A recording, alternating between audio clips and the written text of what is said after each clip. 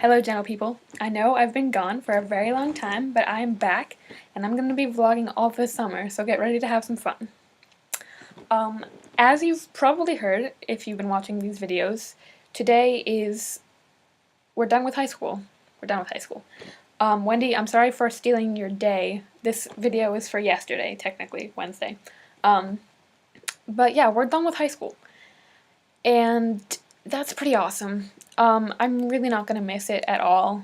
I mean, I might miss some of the people, but honestly, I don't need to say goodbye to the people I'm going to miss yet because, let's face it, if I care about you enough that it would upset me to say goodbye, then we're going to hang out over the summer.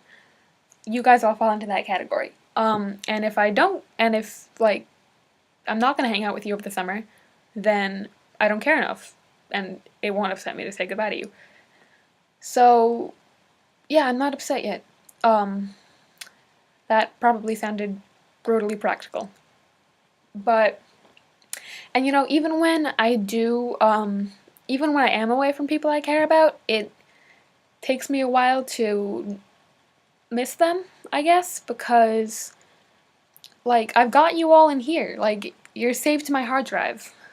I don't feel like you're gone when you're gone, because, like, you're just a part of me. And I know that sounds cheesy as hell, but especially with the people I've been friends with for ages, like, that's just how it works. And my family, too. So this is my graduation cap right here. I'm pretty excited to wear it, except I stupidly, well, here's the front. That is what I did stupidly. But I'll figure it out. And yeah, I'm really not going to miss Pinkerton at all. But the one thing I did like about PA every day that cheered me up was that everyone always said thank you to the crossing guard. Like, everyone. And he would always be like, oh, you're welcome, to, like, every single person everyone. So, walking, doesn't matter where you're going, doesn't matter who you are. So that was a nice thing about Pinkerton that I liked a lot. So Evan, you, a while ago, gave us a prompt about heroes. I think I'm going to get that ball rolling again. And it kind of ties into a couple different things that I think are interesting. So, in my contemporary issues class, my teacher, we had a discussion about whether or not celebrities and, like, sports stars and stuff need to be held to a higher standard of behavior because there are so many people paying attention to them. And, like, kids looking up to them and stuff. And my teacher thinks that, he thinks that we should hold them to a higher level of behavior because, for exactly that reason, that there are kids looking up to them, and they're a role model for so many people. But I say, that's bull, because you can't, just because you're famous doesn't mean you should have to live your life by everyone's expectations of you. That is crazy. It's hard enough living your life by the expectations of the people who know you. To live your life by the expectations of everyone who's ever heard of you, it's crazy. It would destroy you. It's not even possible. And the teacher would say, oh, well, you know, like, these kids need good examples. And I'm like, well, yeah, I understand, but it's up to your parents to be those examples for you, to set those examples for you, not someone on the TV.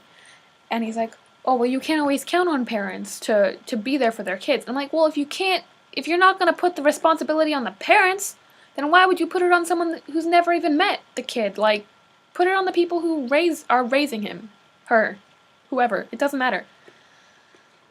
So I want to hear what you guys think about that, if you agree with me or with him, or somewhere in the middle. So you can put comments in the doobly-doo, or you can discuss it in future videos or something. But yeah, I think family is where your heroes come from, or at least that's how it has always worked for me, because people in my family, like all the women in my family, are my heroes. Because, let's see, let's make a little list for you here. There's my mom, who, gonna sneeze. Shit. Oh, goddamn. Okay, fine, I'm not gonna sneeze. So, there's my mom, who raised my brother and myself pretty much on my own while she had a full-time job. So, I respect that like crazy.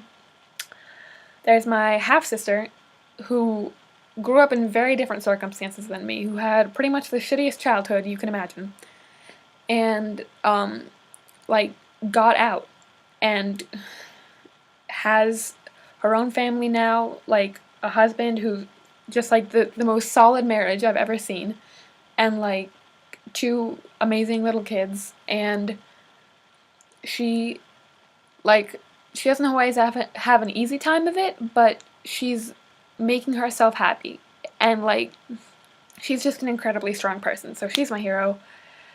And then there's my grandma, who is just badass as hell, um, because she grew up in Romania during World War II, and she was Jewish, so point there. And she lived under Ceausescu in Romania, who, if you haven't heard, was fucking awful. And she got her family out, and she got her family to America, and that's why I'm here.